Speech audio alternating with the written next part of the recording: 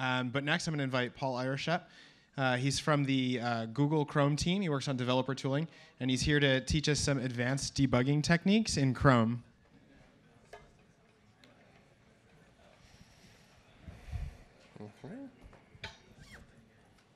I'm good on connection. Nah, I'm good. All right, rock and roll. There's a lot to cover here, so I'm just going to get right into it if that's OK with you. We're going to talk about what's available for kind of debugging in Chrome, kind of talk about some more advanced techniques. And I'm going to break this up into 3 sections. These are kind of our 3 priorities: mobile, performance, productivity. I'm going to start with the last one here. So the first up is a fantastic feature in DevTools. It's a little hard to find. It's called Workspaces. This allows you to basically map what you're looking at inside of Chrome Developer Tools to a local file system folder. What that means is that any changes that you're making, and whether in the styles pane or in the sources panel over here, they persist to disk. So DevTools basically becomes an editor of yours. This is great because it works really well with the fact that you can live edit JavaScript. Any changes that you make to JavaScript, you hit Command-S, they get patched into V8, you're automatically running the brand new JavaScript, no page refresh necessary. This is great with large apps because you don't necessarily want to re-navigate to that particular part of the state. You just want to make your change and fit and keep going. Works even better if you have like a bug. You can break on exception, so you'll just break when there's an error. Fix the bug right there, hit Command-S, you'll recompile, it'll restart at the top of the function, running the brand new code with your fix, and then you're good. You've persisted your change to disk as well if you've set that up. And so here we're actually, yeah, this is a dark theme for DevTools. You can get those. They're available. This one's pretty hot. But we're excited about this kind of functionality. It's very much like the things that you've seen from Brett Victor, the Spark, the Swift Playground, and it's all about kind of like giving fast iteration, giving you an instant feedback as you're making changes in your development cycle. And we're really keen on giving you a lot of power tools like this. A few more things that you might not have seen. If you're dealing with a lot of network requests, it's sometimes hard to find out, like, parse them and slice them up. There's some advanced filtering inside the filter box. You can filter by domain, scheme. You want to find that one request that is still HTTP and not under SSL. Or anything else. A lot in there. You can also always right-click in this area and add more columns. Asynchronous callstacks is a really powerful new feature that gives you the entire history of where you are, where you came from, to where you're paused right now. And so here you can see we're actually hopping over an asynchronous call. This is XHR, a set timeout. And so you get the full picture of what led you to now. So this supports promises, XHR, object observe, post message, a whole host of things. So pro tip, make sure that box is checked. Framework blackboxing is a newish feature that is available probably in beta right now. You might have seen this with Firefox that came out a little bit ago. But it basically says, everyone deals with library code and don't always want to step into it and start dealing with library code. I just want to deal with my application code. So here on the left, you can actually see this is just kind of a to-do MVC built with Polymer. I also tested this out with React. It works great. And so here we can just kind of we're just looking at our app, but if we show our black boxed contents, we can now see, OK, what's happening inside the library code as well. I'm going to give a few more tips on working with JavaScript that most people don't know about typically. This is the debug function. It's available in the command line API. So you basically just pass it a function, and it will pause inside that function the second that it's called. So we paused inside the jQuery animation constructor, and we can see that it was called down here. Identify how exactly we got to now. Similarly, on the command line API, we have the monitor function. You just say, monitor this function. And it will spit out into the console whenever it's called and the arguments that it was called with. Monitor events is kind of similar. Just monitor whenever a single thing fires an event. It'll watch any kind of event that Blink knows about. The copy function inside the command line API will just copy whatever to your clipboard, pass it a string. It's on your clipboard. Used to have to stringify objects. Don't need to. If you pass it an object, we'll automatically stringify it for you. Pass it an element, we'll copy the outer HTML of it to your clipboard. Here we just are copying the location object, and it just throws it in as a JSON text into your clipboard. The debugger statement is great as a kind of pseudo breakpoint. Just add it in. Here is kind of a more advanced use. This project, break on access, you can basically say, I want to watch when the scroll top of my body is red, or I can pause when a specific property is written to. So that way you can see, like, why is this value changing? And you can walk the call stack and find out why exactly you're there. This is a brand new view of our newly improved workers implementation. And so if you've dealt with web workers before, you've had like multiple windows going on and kind of like hopping between them. Here now you can see this area right here. Here's our threads, right? So we have multiple threads going on. We have our main thread of the page. We have two workers, one of which is CoffeeScript that we're just resolving with source maps. And so I'm actually paused in the coffee worker, but the main thread and the other worker are still running and still processing. And you can kind of get a lot more insight into how these are all hopping threads and such. Now, moving on to performance. This is an experiment. We're getting excited to get this shipped out. This is a live view of all your composited layers. You can identify why it's composited, how much memory it's using, how many paints it's have. Really good to get insight. And pro tip, on mobile, probably want to keep your layer count under 30. This is the memory allocation profiler. If you tried to debug memory leaks before, this tool gives you a big boost. So this is actually running continuous heap snapshots, just every 500 milliseconds or so. These gray bars are objects were allocated, but then have since been cleaned up by the GC. The blue is objects were allocated, and they're still live. So if you're leaking memory, you're going to see like big stacks of blue. You can then, just on a time slider, just select that area.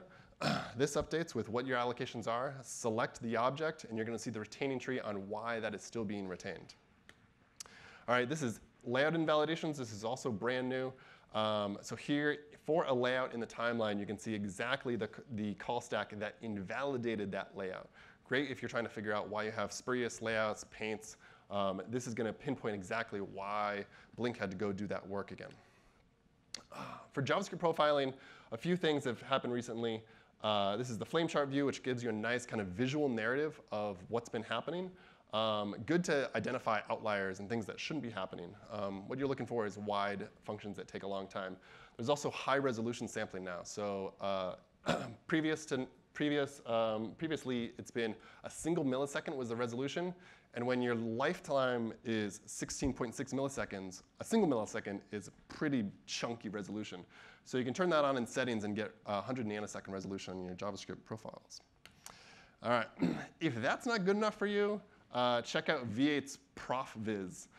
This is kind of a power tool. You can dump a V8 log file into it and get the kind of inside view of what's happening inside V8.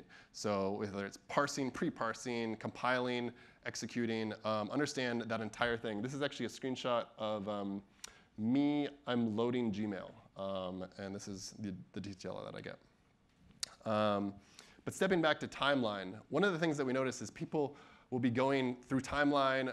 They'll see that JavaScript is taking a lot of time, so they hop over the JavaScript profile, run that, take a look.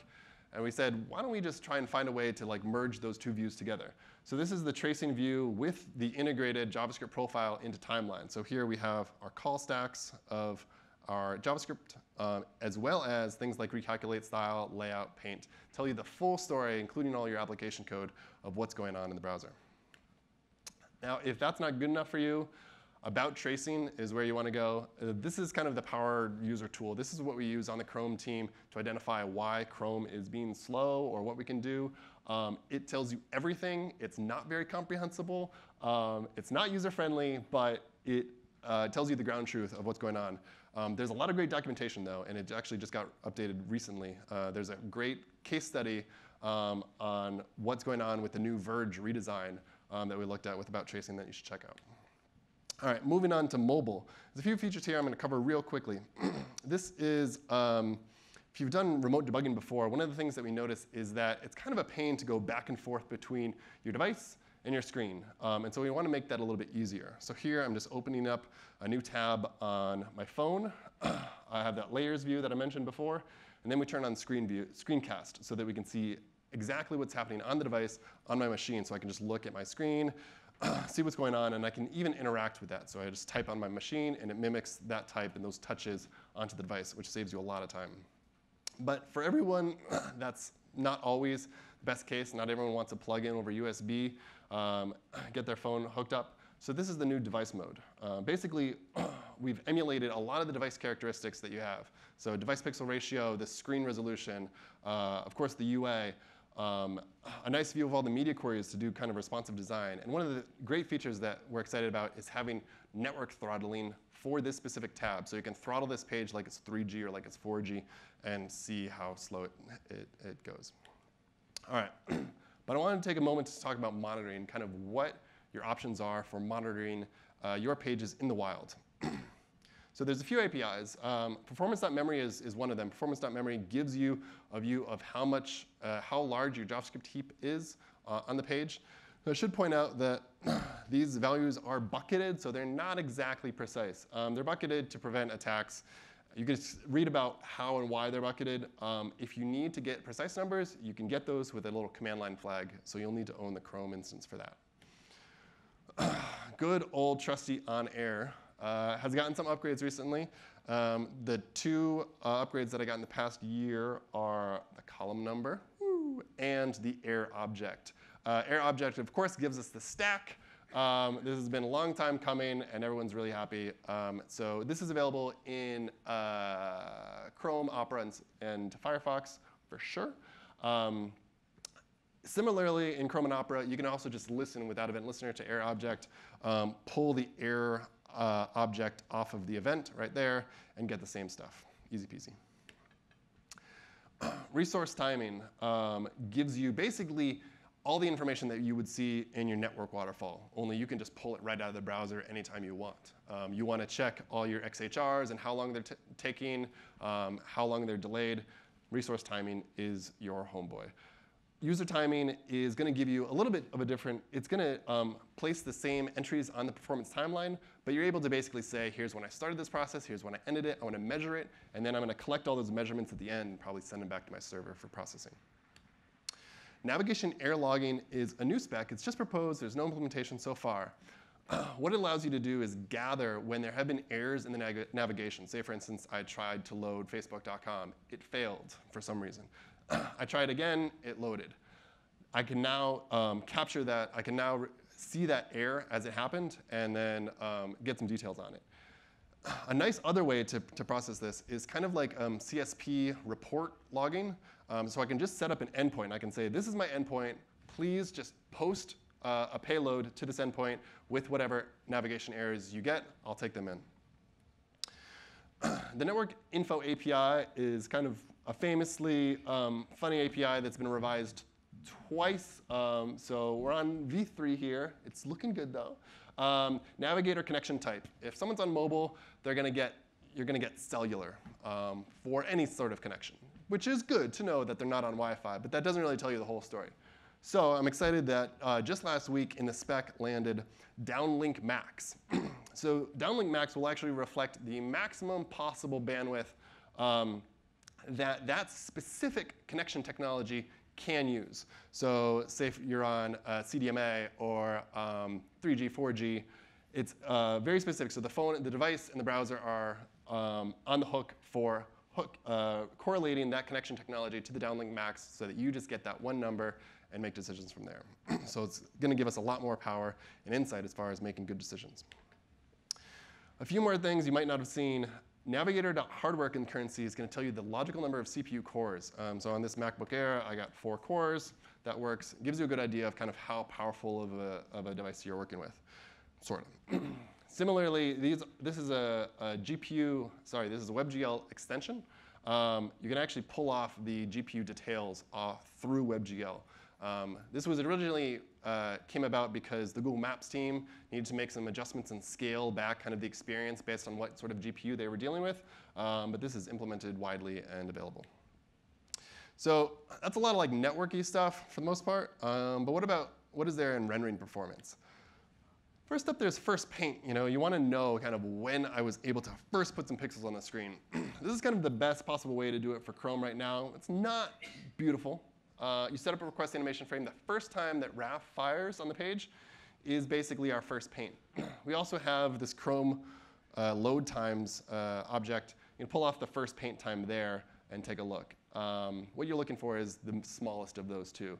It's essentially your first paint. It's not beautiful. I know it looks gross, but that's what it is. A little bit better than that, though, is, of course, the speed index. If you've worked on page load time, this is the best metric for identifying the user-perceived load of the page, kind of the visual progress of it loading.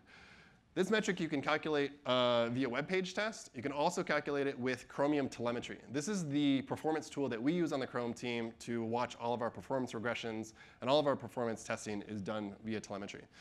So you can get the speed index off of that. You can also just run this against your site in kind of a continuous integration setup, get things like the mean frame time of your page as you do any sort of action, the jank, how generally smooth it is, and also the mean pixels approximated, which is essentially the number of pixels that were checkerboarded or blurred during rendering.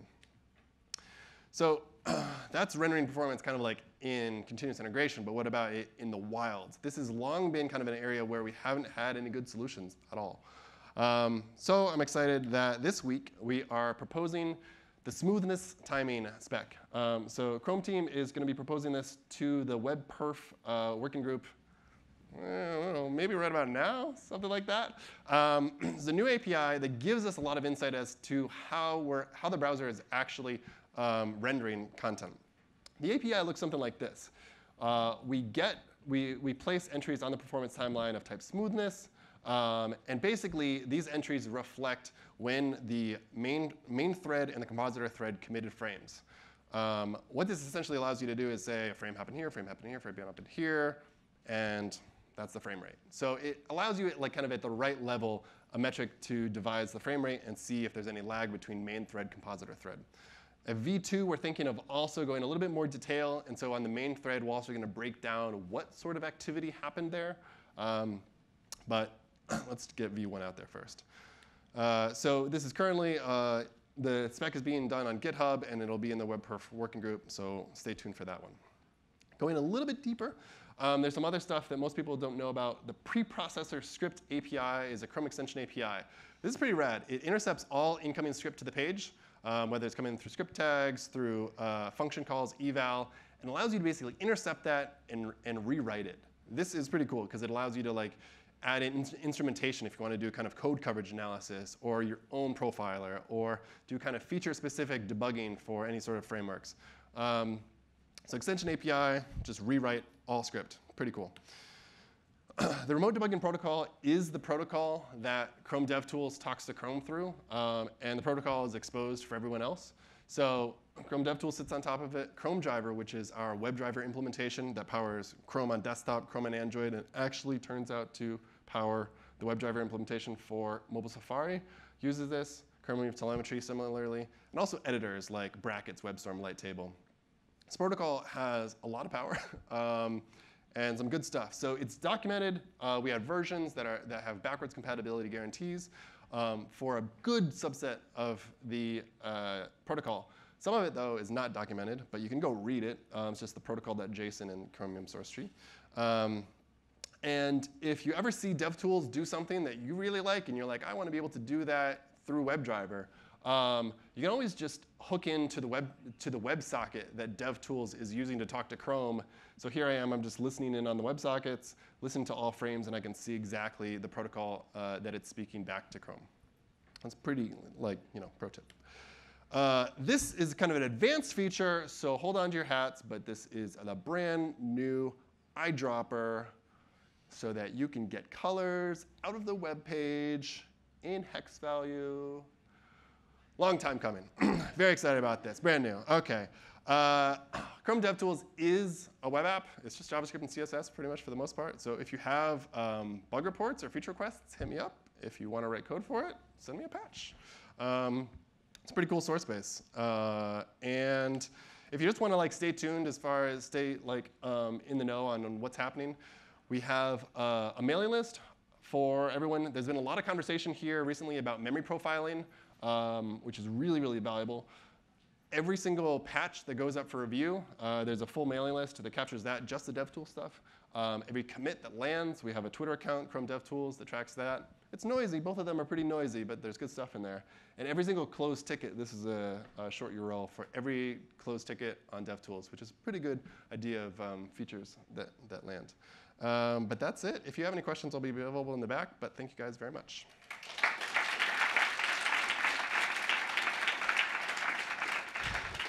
Awesome. Thanks a lot, Paul. Yeah. So good. So next up, we have Jeff Morrison and Avik from Facebook, and they're going to be talking about JavaScript testing and also static analysis and static inference. Some really interesting stuff. So they'll be up here. We'll give everybody a minute to get settled, but we'll get started in a minute.